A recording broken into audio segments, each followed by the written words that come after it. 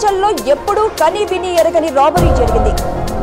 RBI నుండి హైదరాబాద్ కు తీసుకొస్తున్న 500 కోట్ల రూపాయలని దొంగలించారు. విచిత్రం ఏమిటంటే అది దెయ్యాలు దొంగతనం చేశాయని చెప్పడం.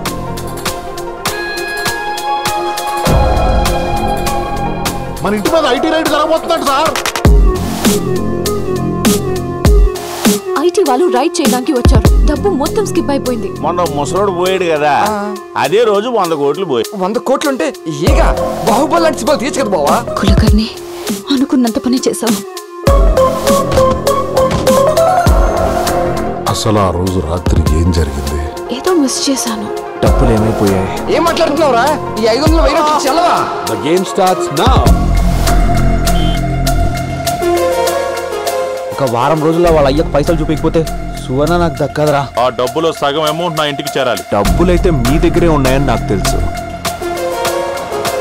ఆ రోజు నైట్ ఏమైనా లగేజ్ తో గానీ కొన్ని మూటలు గానీ తీసుకెళ్ళడం చూసావా? ఆ రోజు సుమారు ఒక 10:30 అనుకుంటాను సార్.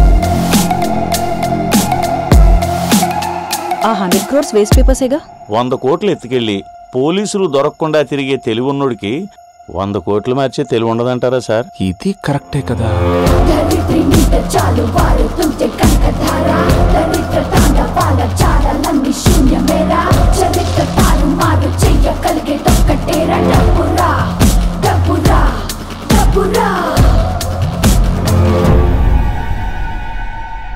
$100 కోట్లేండి సార్.